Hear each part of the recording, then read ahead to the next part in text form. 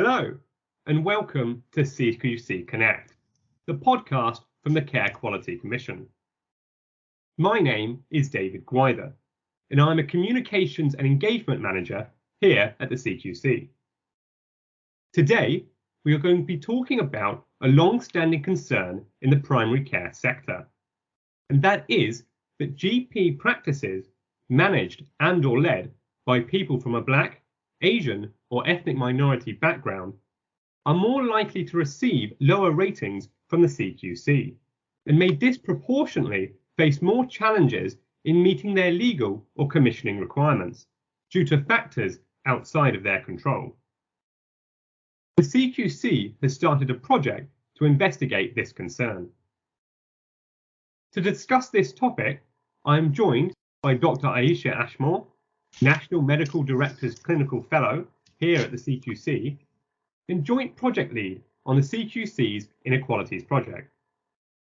I am also joined by Dr. Faizan Ahmed, National Clinical Advisor for the CQC in Primary Medical Services and Integrated Care. Ayisha, if we can start with you, how did this project come about and what exactly will it entail? Hi David, thank you so much for inviting me to this podcast. It's really an exciting opportunity to talk about the project that we're doing. So I think the first point I want to make is actually the CQC had already been investigating some of the concerns prior to being contacted by the Royal College of General Practitioners. One of our inspectors, Annabelle Stigwood, had already started to investigate the experiences of general practitioners who were placed in special measures by the CQC in their inspections. And prior to that, we had already done some work looking at the differences in inspection outcomes based on the place of primary qualification of a general practitioner. But we know that this was really a proxy indicator for ethnicity. And as a result, we wanted to further the work that had been done with this new project looking at ethnicity specifically. So as a lot of you may know, the Royal College of General Practitioners had written to the CQC regarding concerns that ethnic minority general practitioners had different outcomes from CQC ratings than non-ethnic minority general practitioners. And really, this is where this project, the GP Inequalities Project at CQC, begun. So we kind of have a three-pronged approach to this project.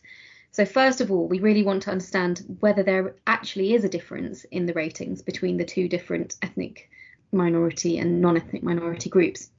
And the way that we wanted to do this is look at it quantitatively, looking at the statistical numbers between the ratings between the different groups.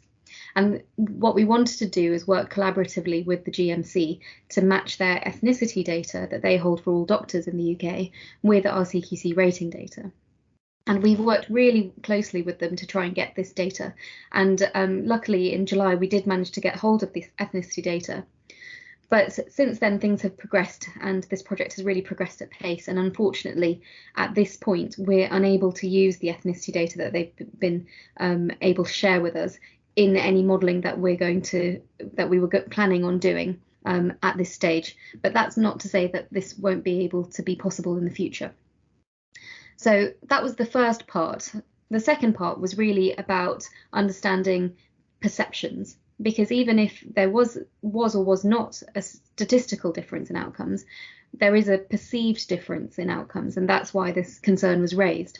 And in order to do that, we wanted to speak to GPs themselves about their experiences of the CQC in their inspections and their regulatory outcomes. So that's the second part to answering that question. We also understand that the CQC doesn't work in isolation. We work as part of a system, and it's multiple factors that interact with each other which eventually leads to differential outcomes. And these factors may be environmental, for example, the deprivation level of an area, the funding that an area receives, etc.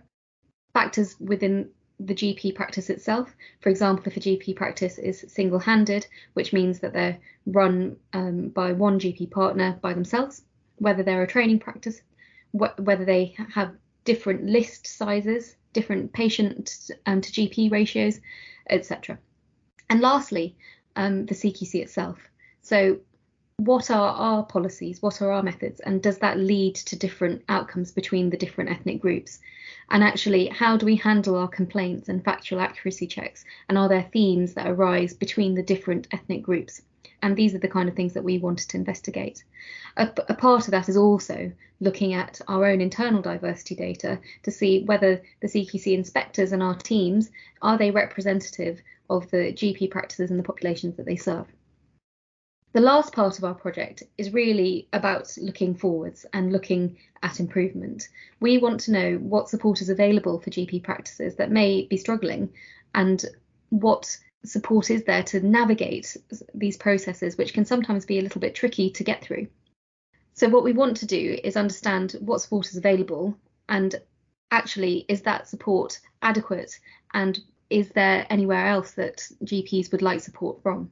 And I think that would take this project into the next stages and help drive improvement, not only for the GP practice, but also for patients and the quality of care that they receive.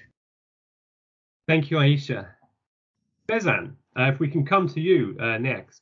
Why is it important that the CQC is undertaking this project? And what does it mean to the CQC as a regulator? Hi David, thank you for the opportunity to discuss this most important matter, certainly in the context of the challenges that the health and care system is facing at the moment. It's important that the due importance of such an issue isn't watered down in any way. And just reflecting on the comments that Ayisha's already made as an organisation, as the independent regulator of health and social care in the country, the public expect us to do the right thing, and this is very much a critical element of doing the right thing.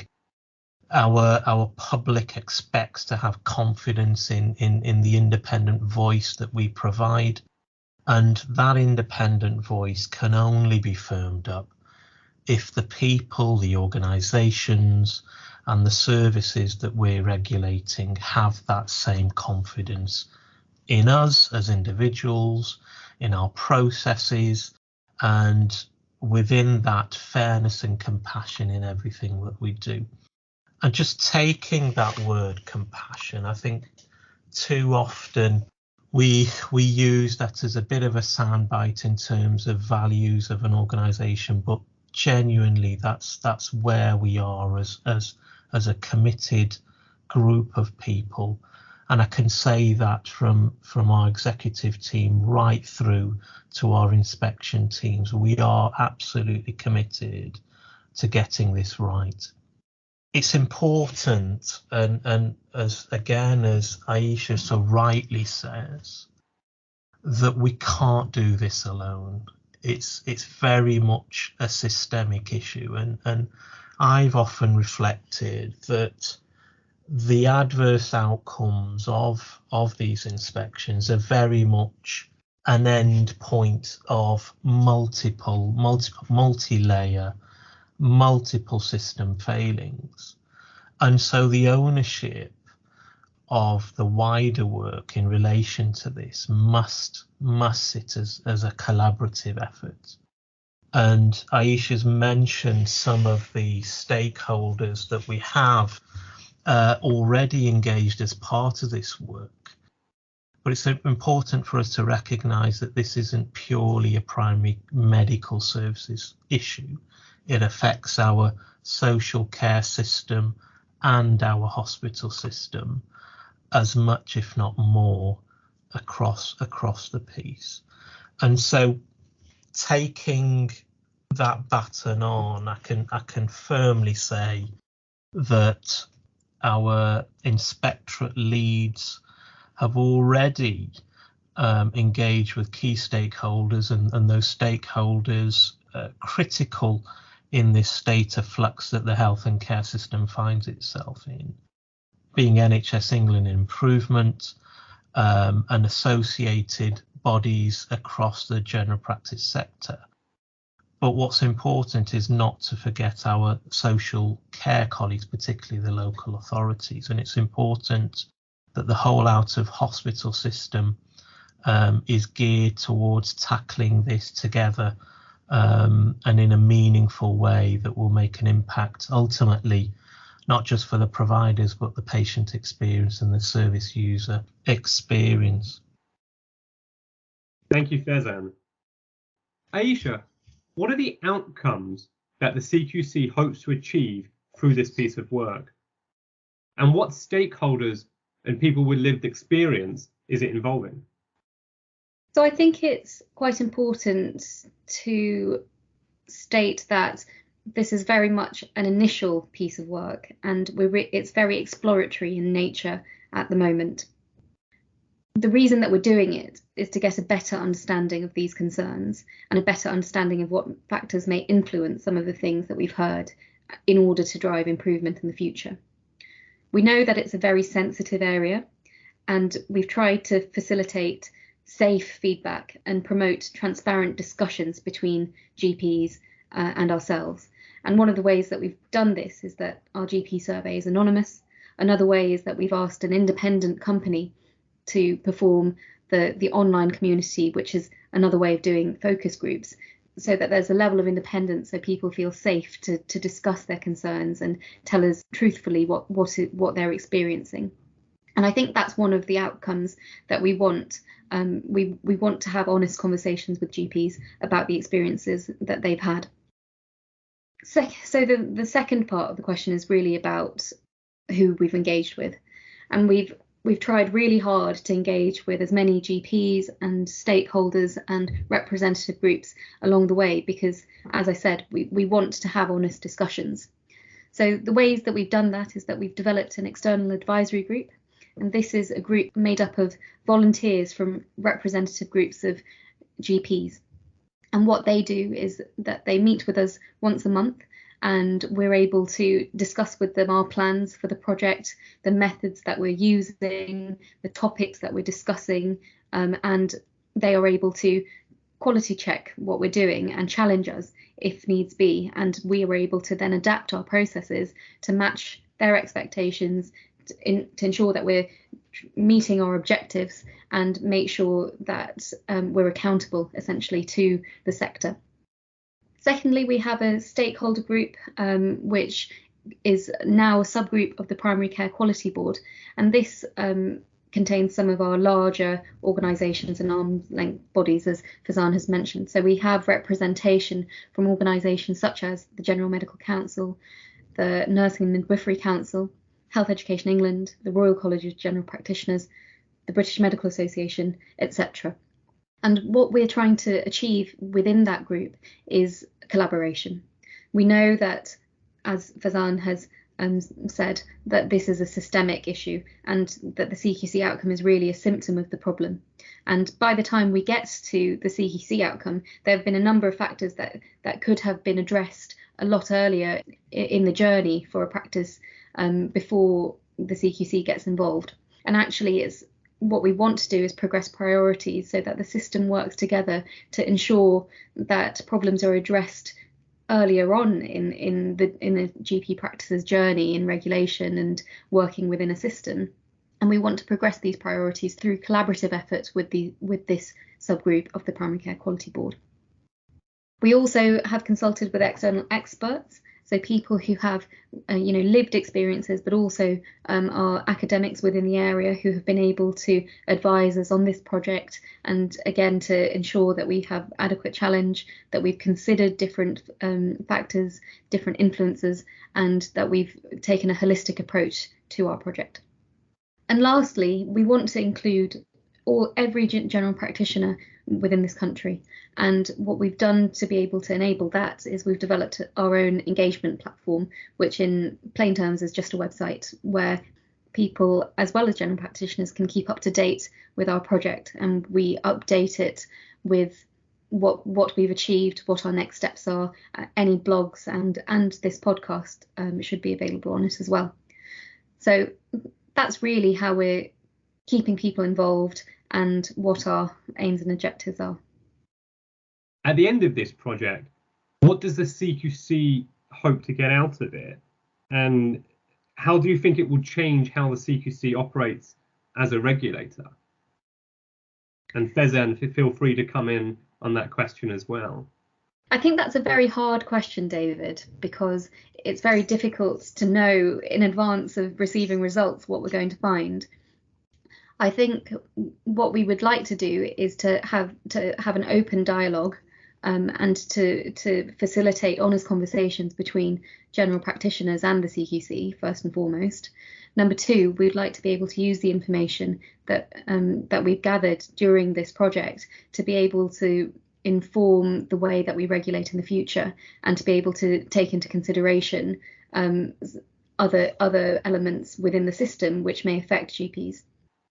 David, I'd just add to that, and it's an excellent summary where we're currently at, described by Ayisha, and I think we already, as a regulator, expect our providers to report on the workforce race equality standard established by NHS England.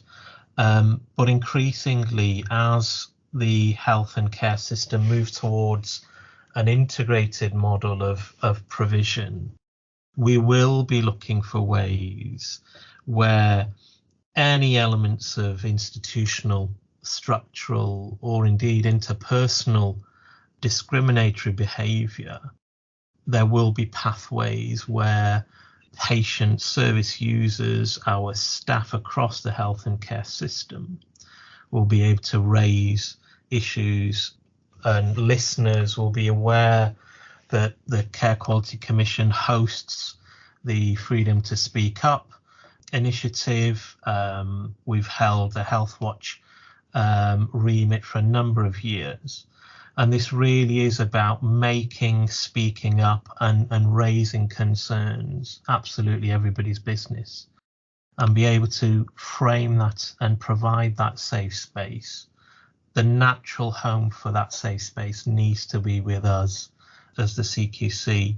And as Ayisha rightly says, that is very much work in progress, and we wait and are chomping at the bits as the systems start to bed down in terms of recovery post the COVID pandemic and its early shoots. Certainly, we're mindful that any process that we put in place is bureaucracy light, but is absolutely outcome driven and change defining.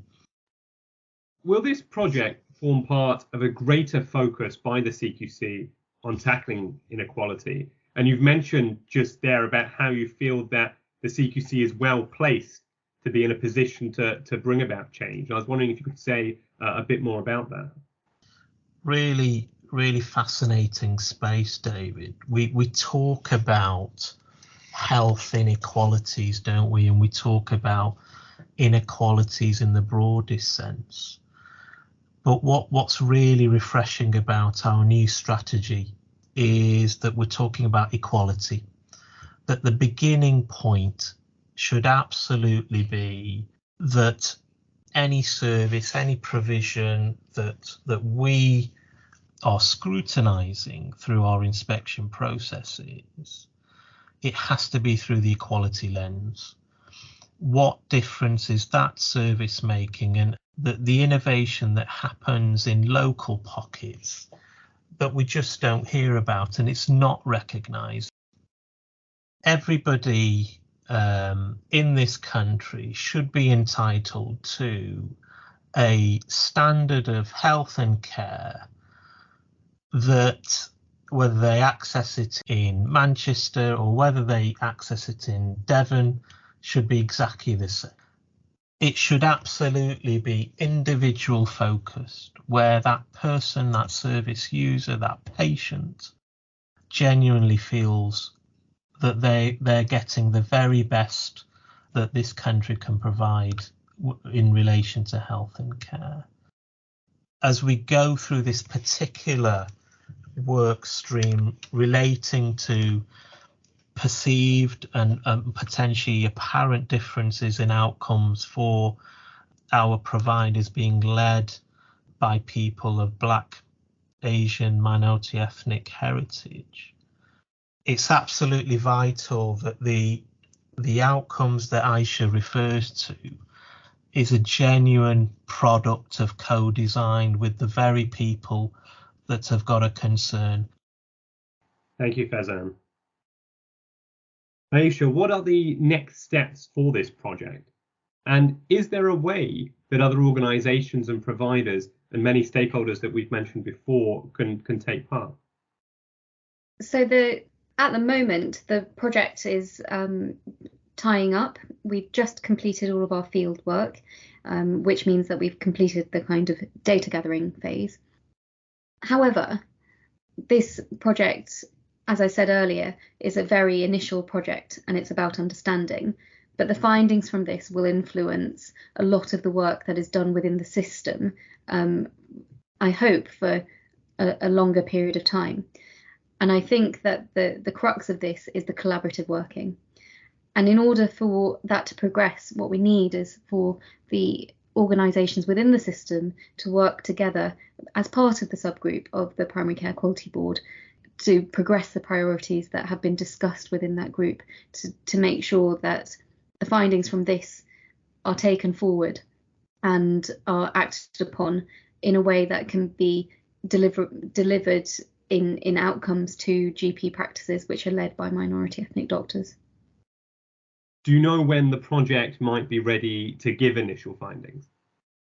So without getting into too much trouble, we can probably start to share some very early snippets in the next few months, but we're hoping to have a report ready by Christmas. That sounds great. And we hope to have you both back on the podcast when we have those initial findings to discuss what they might be.